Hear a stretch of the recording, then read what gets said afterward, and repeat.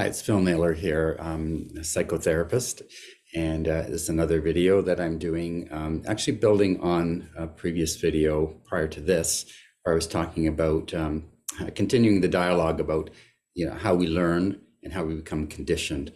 You might say conditioning is part of learning, and it's not all of learning, but it's certainly part of it. We learn cognitively, and we also learn reflexively. So we talked about classical and operant conditioning and their role in us learning stuff or having responses elicited. So classical conditioning is when it's two or more things come together at once to elicit response. The classical conditioning experiments was known as Pavlov's dog, where the experimenter would show a dog a bowl of food, and the dog would start drooling in anticipation of the food. And so every time he brought the food, the dog would drool, and then he started to ring a bell at the same time as he showed the food. And so the bell became associated with the food. So all he had to do after that was ring the bell, and the dog would drool. So it elicited an automatic response. So that would be kind of an unconscious conditioning. It's when things come together and are associated together, and can elicit a conditioned response that way. The other kind was operant conditioning, which is when we do something and we get some sort of reward for it. And we can train. That's how a lot of training of animals happens, and also training of people, but not so overtly, because animals are usually used to things like food and things like reward. So it's like you do this thing, you get a reward, then you're going to be more ready to do that thing.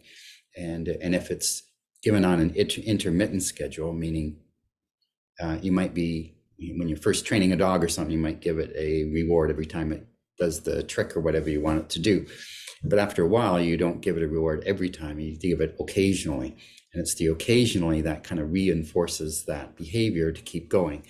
And we gave a little analogy to gambling, especially like slot machines and things like that, where we keep pulling the lever in hope of getting that big reward. So this illustrates kind of a fundamental principle of how we learn and acquire behaviors. So some of that behavior is when we are gradually encouraged to do a certain behavior, is known as shaping.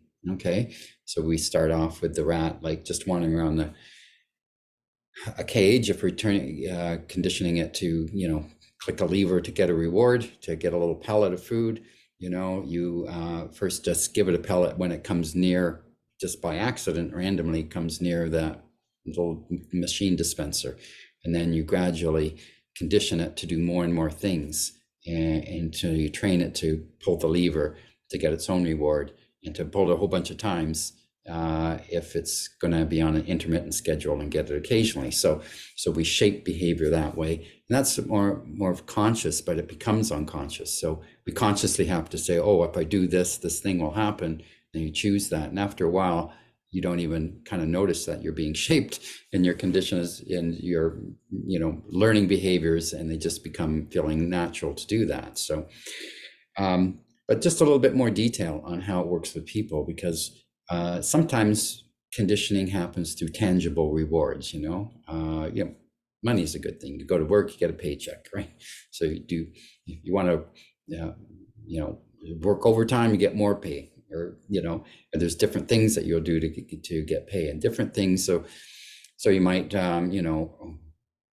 rack up rewards to get a free trip or something. So there's things that we do that are purposeful, and we do it because there's some sort of reward at the end of it, tangible reward.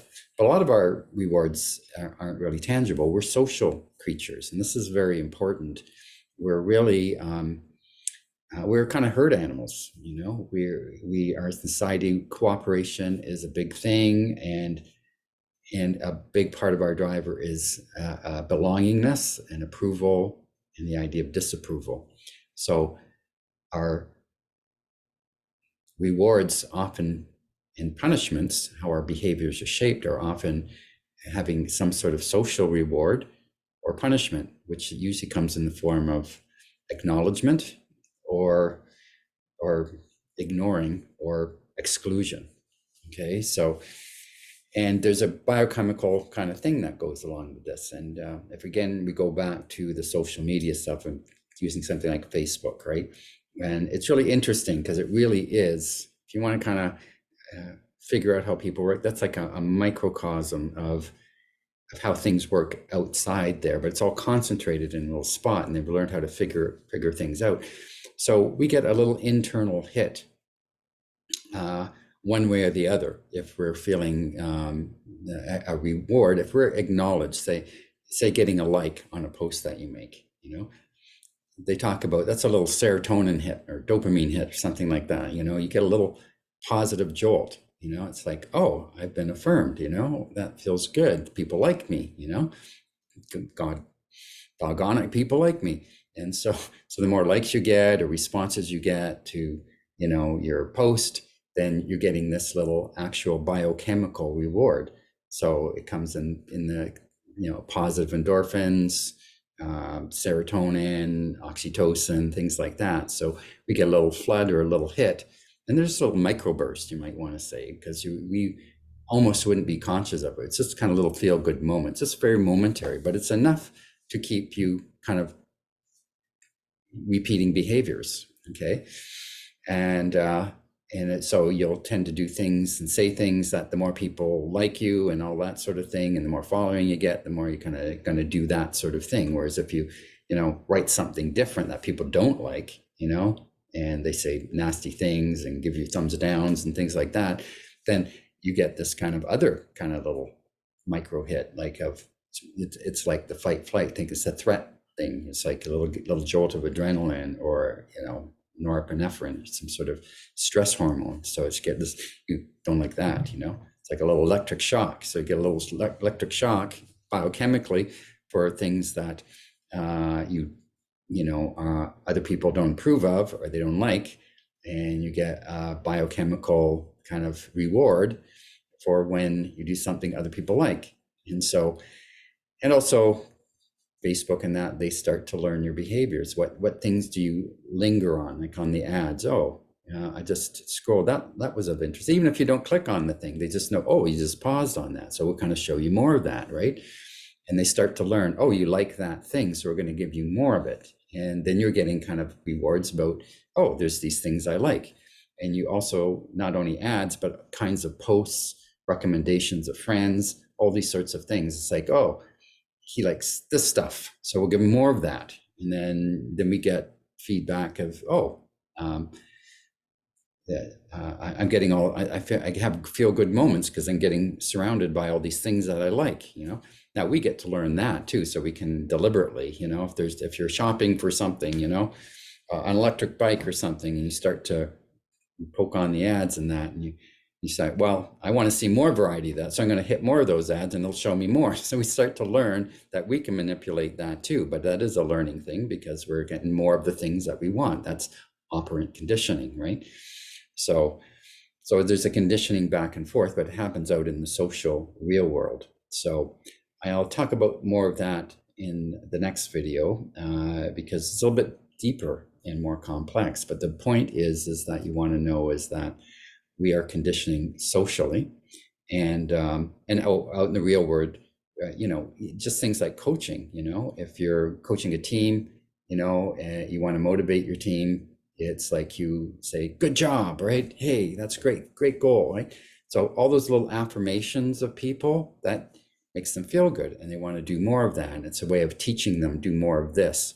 Whereas if you scream at them or get them negative or, you know, negative feedback, then they feel bad. You don't want to do, that's kind of the bad coach. Good coaches kind of affirm. Bad coaches, you know, beat people up. They make them feel bad and try and make them improve their performance through striving to overcome humiliation. So, but this kind of humiliation, not fitting in with a group versus being affirmed and approved is a very powerful motivator with people. And we need to be aware of that. And so I'm going to talk about more of that in the next video, and maybe talk about some key experiments that were done in social psychology that illustrate the power of some of this and how we need to be aware of it. Okay, so I'll leave you with that for the moment. Just be aware that we have conditioning that goes on within us, and it's done biochemically, and it's also done socially. So by social rewards and approvals, disapprovals, and that actually creates a positive or negative feeling within ourselves that becomes the reinforcer, and that shapes our behavior in a certain way. Okay, so more on that on our next video. So thank you.